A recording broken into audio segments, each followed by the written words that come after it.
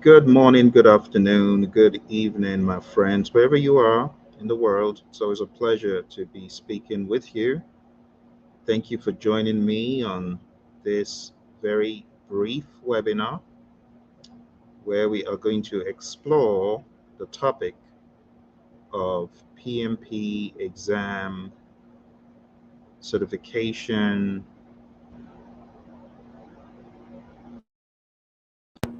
Still not succeeding. We're going to give it a little bit of time for people to join, and then we will move in earnest. So, again, thank you very much for joining.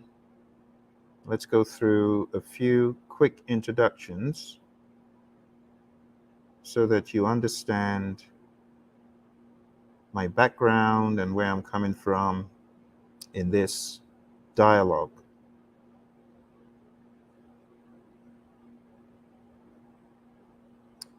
All right. So, my name is Phil, and I am a project management professional. I got certified in 2005, and before that, I had worked in a number of capacities. I was a project management student, worked in various industries, as you can see on the screen. But when I went for my very first interview after my master's degree, I realized I didn't know enough about project management. So I got certified as a PMP. I was fortunate enough to meet someone who guided me down the path and got certified. And since I got certified, I had the opportunity of working with a number of firms after my PMP, like Honeywell and Motorola, American, General Dynamics, and many more. So I come from, you could say, a pretty heavy process background. I am very big on process, but I am even bigger on the concept of humans, individuals, and interactions and relationships. I got into the world of Agile in 2011, and my mindset began to change from overtly process to realizing more about the people, the individuals, and the interactions. Okay. So, again, today we're going to talk about the PMP challenge. PMP is never enough. And I know this firsthand because I have seen people crash and burn with PMP. I've seen people succeed crazily with PMP. And I've also seen people not have PMP and still do extremely well in project management. So let's dive straight into it. I formed a company called Praizion in the early 2000s and have been fortunate to train many organizations, many government organizations and entities too, such as those you see on the screen, like NASA and the Army Corps of Engineers and the FBI, the US Air Force. So I've seen quite a bit in the world of project management and beyond. The first challenge that I see with a lot of people is the pragmatism challenge. And the pragmatism challenge simply states having a PMP does not equate to pragmatism. So get pragmatic. It's that simple. A lot of people get certified because they are able to prove that they have project management experience. But when you really look deep, you do not find enough of the right level of experience in a particular sphere. The PMP right now has become pretty general. It's become almost a business, if you like, certification. And I'm just keeping it real with you. You know, what used to be the bread and butter of project management and on the exam is no longer on the exam in the capacity that it used to be. And that's just the honest truth. There has been a toning down of what used to be straight ahead raw project management. And that's why when you talk to people today from the world of PMP, a lot of them are not honestly as pragmatic. They may have passed the exam, but they may not have the chops. So the pragmatism challenge, when I really think about it, is how do you, as a PMP, show pragmatism as opposed to just a bunch of principles and theories and ideas? Because sitting down taking an exam for 230 minutes is one thing, but in the real world, when you come across the real challenges of leadership, that's a whole different thing. See? So having knowledge and having a certification is one thing, but being able to pragmatize it is another thing. And I found that a lot of people, let me just be straight up honest, a lot of you get certified and you're like a deer in the headlights. You got zero clue on how to apply what you've learned. I'm just being honest. So don't hate the bearer of the news, okay? I'm just telling you what I've seen. People get certified, then you put them on projects and they're like, I don't know what to do. That's the challenge, which is why either a lot of people may not apply for certain positions because they feel like it's way beyond them, or you put them in the position and they're not immediately able to grow quick. You see, when you get into a PM role, you're going to have to learn, but you're also going to have to put on your courage hat and have the courage to roll with it. So it's a major issue that I see with a lot of PMPs today. They're certified, but they can't bring the pragmatism. And they can't bring the pragmatism because they have taken an exam on paper, but they cannot survive in the real world. Don't hate the player. Don't hate me for telling you the truth. I'm just the bearer of the news, okay? So deal with it. It's just the truth. All right, here's the second challenge. Second challenge is leadership and EI. Unfortunately, this exam is not a leadership exam. It's an exam that tests you, like I said, based on 35 tasks. And if you're able to show that you can understand the concepts, you pass. But that doesn't mean that in the real world, you will have the soft skills to communicate. Success in project management requires very strong soft skills: leadership, communication, teamwork. And if you are a PMP, but you're still hiding under the table, you're not going to succeed. You need to be a leader. What is leadership? My mentor, John Maxwell, he says the true measure of leadership is influence. Nothing more, nothing less. And a lot of you PMs that get certified as PMPs, you haven't even begun to think about what leadership is, which could be a problem, because leadership is influence and it's courage and it's trust. People need to trust you. How are people going to trust you if you're not pragmatic? If you're not able to hold down a project and deliver, or if you're not able to work with a team to deliver? I told you in the very beginning, pragmatism is number one, but leadership really trumps everything else. A great leader understands how to learn. And if you're not good at leadership, you're not good at leading yourself, you may get a job, but you're not going to be able to hold it. And a lot of PMs, they lose their jobs because they're not able to hold down the job because of poor leadership. When you talk about leadership, I often tell people, read The 5 Levels of Leadership by John Maxwell. Level 1 is position. That's all you've got at the very beginning. You need to transcend position. People need to buy into you as a leader. And people can see through a porous project manager that has no substance, which is why I keep encouraging folks to beef up their game. You know, my buddy Ed, who has a channel out there, Conscious Agility, he talks about how when you get certified, don't dump your books. Don't say, oh, I'm now king of the hill and that's it. You got to keep growing.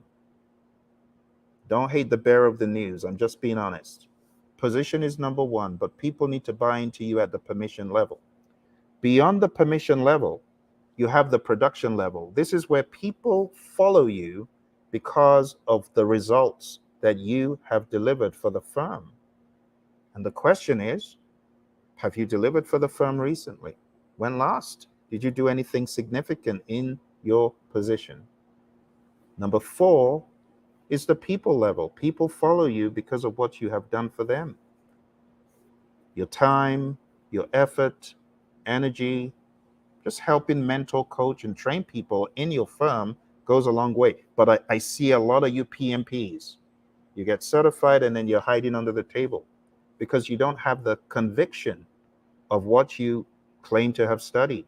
So you're not mentoring anyone, you're not coaching anyone, you're not showing your excellence. And therefore, you're just like any other PM and you don't really succeed. You just kind of get by and you get into the I just need to hold down this job to make the next check. Don't do that. Really understand that you're a beacon, you're a light, and spread some light with your brilliance if you really truly believe that you've got it. You know, that's how you're going to succeed, not hiding under the table. The way I succeeded at Honeywell was coming out. Some of you are closeted project managers. You say you're a PMP, but you're living in the closet. You don't want no one to know that you're a PMP because you don't have the passion or you truly don't know what you said you're certified in. Maybe you feel, oh, thank goodness PMI gave me the PMP. Thank goodness I'm now a PMP and I'm just going to ride this wave. That's being fake. That's why many of you are closeted. You don't want to come out and train and coach and truly show people what project management is about. Don't hate the player. I'm just telling you the truth. And to succeed, you got to show your brilliance. Stop being a closeted PM. Show people what it's about. Show people that it's all about applying knowledge and skills, but teach them the knowledge, teach them the skills. Talk about the tools. Help people to see the relevance of agility. Some of you are certified and you really can't explain what agile is, which is sad. You got to be able to pragmatize. All right, I'm just keeping it real, just keeping it real. All right, let's move on. So when it comes to leadership and EI, there's a lot to be said. Okay, I'm just dropping truth bombs. Don't hate on me. All right, challenge number 3. It's relationships. You know, when we talk about leadership, I gave you level 1, 2, 3, and then I said 4 is people follow you because of what you've done for them. If you're not building solid relationships in industry, oh my goodness, you've missed the boat. You might as well just pack your bags and go home. And the reason why I say this is the relationships, they help everything. When I think about my first real teaching, training, coaching job, it was as a result of relationships. When I think about my real solid endeavor that I got as a result of PMP, it was all about positioning the relationships. If you are a PMP and you're not building your relationships across the industry, you're not going to go very far. I'll just say that straight up. So networking, understanding that you need to be a river, you need to give, but you also need to understand other people's greatness can flow to you. So build relationships. Number 4. Number 4 is agility. A lot of folks get certified, but they leave the world of agile alone, never coming back to it. They feel, oh, this was one hurdle PMI threw into my path as I got certified. I'm not going to have to visit this like ever again, and they move on. Don't do that. You got to be agile in your mind. You got to be agile in your game. Don't be resistant to adaptation. The field of project management is continuously evolving. And if a certified PMP is resistant to change, you're not being agile.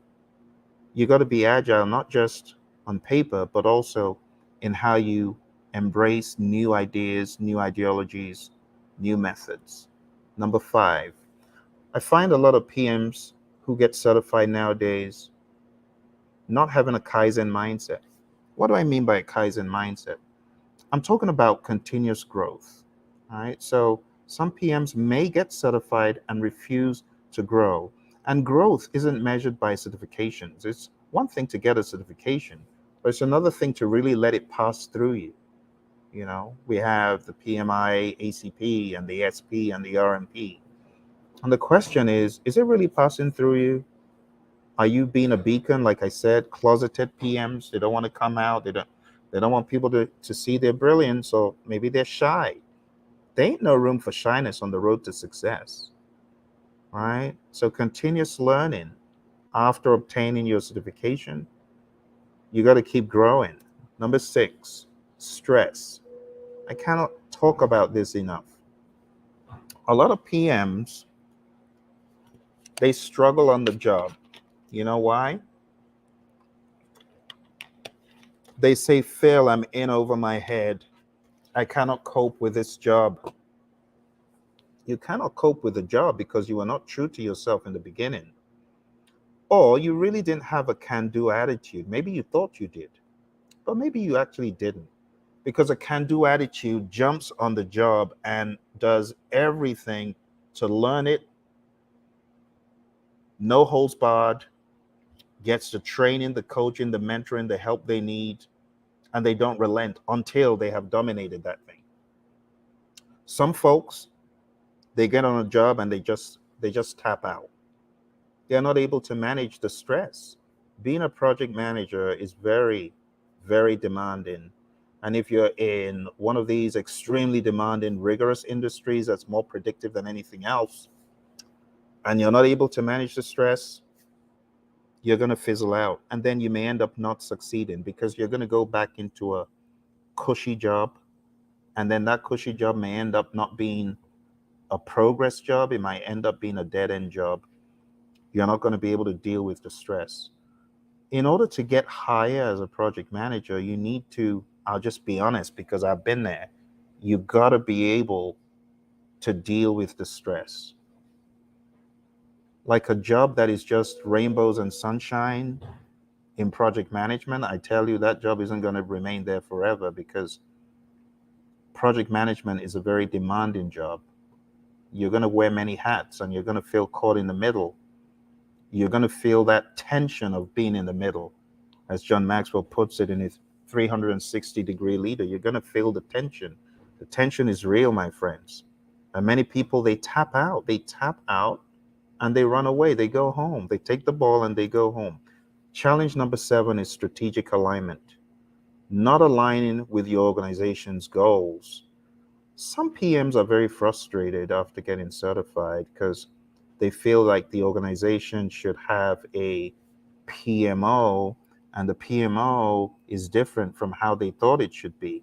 Maybe the PMO is using certain tools or methods or approaches, and they feel you should use the one I want. Or my organization doesn't have a PMO, they should have a PMO. Well, how about starting a community of practice? Let me be straight up honest about PMOs. PMOs are great, right? But the times are changing. It's not enough to demand that people follow certain protocol. You need to help them make sense out of it, you know. Good evening, NC Worker. Always a pleasure to see my buddy NC Worker. Thank you for showing up for our PM discussion today, and everyone else who is on whatever platform. I'd love to know which platform you're listening to me from. So why don't you go ahead and say hello? All right. But going back to what I was saying, it's easy to be in a firm and think they should be doing the project management this way or that way, or we don't even have any process. What are you doing to help? What are you doing to bring an awareness? I keep going back to the previous challenge of many PMs hiding in the closet, not wanting to show their brilliance. And that's not how to do it.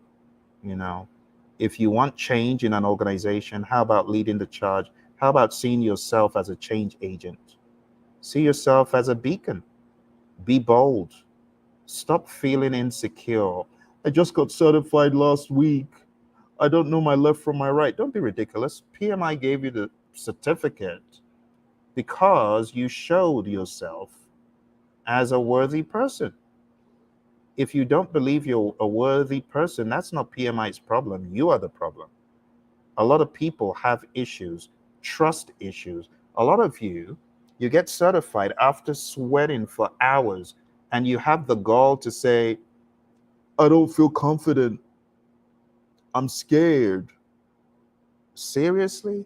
Do you think PMI was tripping when they gave you that certificate? Do you think that someone just said, oh, that's a nice guy, that's a nice lady, let's pass them? Do you not know that you earned it? You did. You see, this is part of it, not having confidence in the process. You are certified, but you don't have confidence. Why is that? I wonder. If you don't have confidence, maybe you need to go for some confidence building. Have a can do class to help you know that you truly can do it. So be confident. Understand that PMOs may not immediately show the value that you're looking for, but how about joining forces with them? Or how about just starting a revolution, a community of practice, center of excellence, right?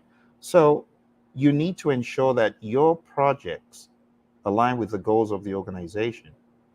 It's not about your agenda. Just work with the agenda of the firm. But if your firm is going in a direction that you feel is not ideal, say something, do something, offer your services. Are you not confident that you have something to offer? I always tell the story of when I was at Honeywell and I saw my colleagues failing this PMP exam left and right. So I go to my boss and I say, hey, Jim, can I help my colleagues? Many of them are failing. I want to help have like maybe a bi-weekly session where I can train, coach, and mentor. This is someone who just got certified less than 365 days before. You got to understand this. I think I got certified 6 months before I started training all of my colleagues. And this was the PMO forking out money for people to get certified. They were failing, but I made a difference. And the difference aligned with what management was trying to do. Management was trying to help people along their career path, and they wouldn't get a promotion to a certain level if they didn't get certified. So I was helping the firm's vision. See what I'm saying? That's what it's all about. Helping the firm. Don't just criticize where you are. Do something and make sure your projects align with the goals of the firm. Enough said. Challenge number 8, rose-colored glasses. Some people are wearing these rose-colored glasses.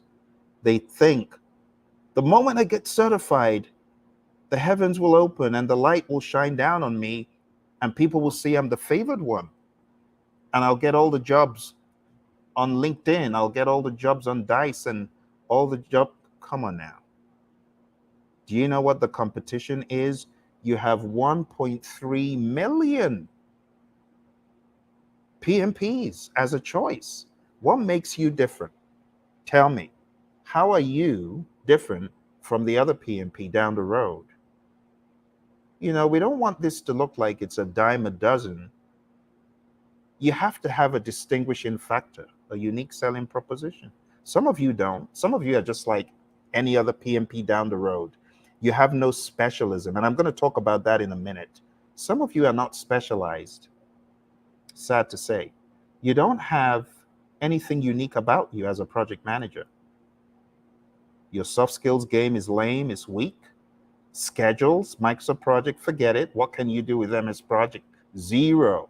Let's even talk about the Asanas and the ClickUp and the Rights. You haven't even studied those. So you're just going off hot air. You're not really different from the average PMP. That is not how to play the game. You will not succeed like that. In the world of Agile, we talk about T-shaped skills. T-shaped skills means broad, but one deep specialism. What is your specialism? What are you specialized in? I can tell you my specialisms. So over the years, I've added more and more and more specialisms. Risk, schedule, the people piece, leadership. I have spent time learning under John Maxwell to beef up my leadership game and understand what exactly that is. I have spent time with the risk doctor, learning from him, learning what exactly risk is at a deeper level. My mentor, Mary Hirschner, has spent time encouraging me, motivating me. We did an entire course where not only was I a co-host, I was also learning. I am always learning from people. Very recently, I started learning more and more about artificial intelligence. And I have learned so much, and I'm always learning. And Daryl on the Project Leadership Institute with me has been a very good beacon and mentor to what exactly exists in the world of AI. And I'm eating it all up. But some people, they get certified as PMs and they think, oh, well, everything's just going to work. It's all going to be hunky dory. No, it's not. No, it's not. You got to put in additional effort. You got to have a specialism. Let's move on to number 9. I call it evolution challenge. The evolution challenge is poor application of frameworks, which is sad because people, they go about half of the way and there's half left, but they don't do the remaining half. So they remain half baked. A half baked PM is sad. Why not just go the extra mile, put in all the work, and get to the end of the journey and learn the whole thing? Learn the whole thing, you know, to have a solid application of frameworks, of methods, and have the mindset that backs up the why behind it. You know what I'm talking about. You know. I don't have to keep going on and on. Okay, you're making me look like the villain. I'm your friend. I'm trying to help you. Here's the final one that I talked about. It's T-shape. The T-shape challenge. T-shape challenge. Limited industry knowledge. Like I said, the PMP certification is broad. And if a PM doesn't have deep knowledge of the specific industry, let's say you're in healthcare and you get in as a PM and you don't up your game, and all of these clauses and plans and networks, and you don't understand that, how are you going to survive in that kind of a company? Or you're in the world of IT. You know, what is so comical? I have people that say, Phil, I want to be a technical PM, but I don't want to get technical. Seriously? You want to be a technical PM and you don't want to learn anything. You don't want to learn about cloud computing. You don't want to learn about how software is done. You don't want to learn about hardware. You don't want to learn about VMware. You don't want to learn about the cloud. How are you even going to survive? You're not going to survive.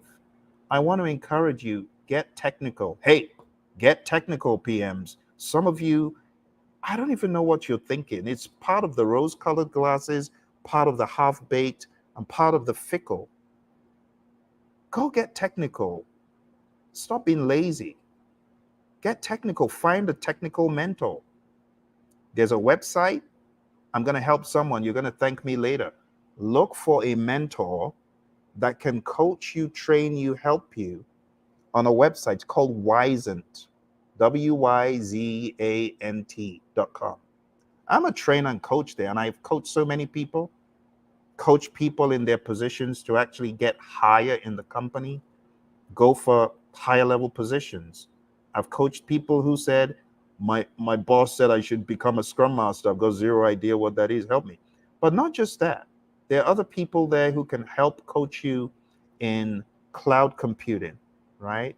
In things like VMware, in hardware, in server configuration, in software development. Some of you, you've just been playing safe and you don't want to learn anymore. Stop doing that.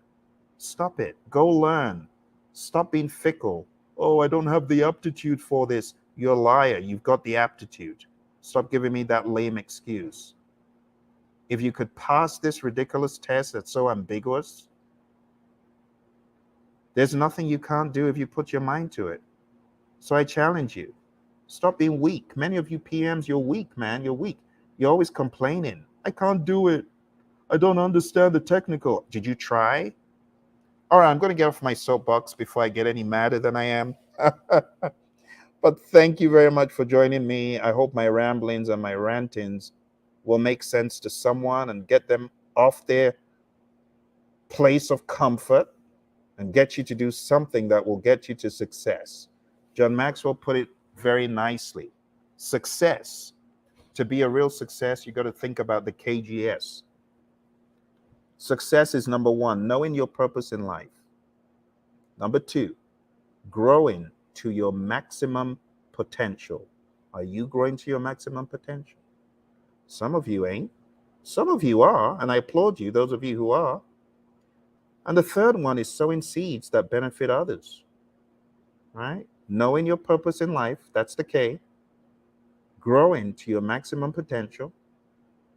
Like I said, seek out mentors. And number three, sowing seeds. Some of you ain't sowing no seeds. Some of you ain't helping no one. Some of you see all these PMP students like crabs in the crab barrel trying to climb out, and you're like, I'm out. You're not. Sorry. Seriously, come on now. Help someone. Give a dog a bone. Help someone. I encourage you to sow seeds that benefit others. Now, on top of this, John has a four-pronged formula to be a real success. I want to teach you that really quick. R is for relationships. Are you building relationships in business? Are you aggressive? You got to be aggressive in seeking to help people by showing value. You're going to build relationships. Number two, equipping. Equipping is when you equip someone to do better than where they are, to go to the next level. When you equip people, it just comes back to help you. I'm telling you, I've seen this happen in my life. I've seen this happen in other people's lives. When you equip people to help them up the ante, you're helping yourself. The A is for attitude. What helps you succeed is attitude. If you have a positive mental attitude, it'll take you places. I like a quote from Zig Ziglar. Zig Ziglar says, it's not your aptitude that determines your altitude. It's all about your attitude. I see our friend Travis. Travis is one of our PMP gurus. Travis, well done. Travis got certified as a PMP. And Travis, I honestly know you're going to keep killing the game.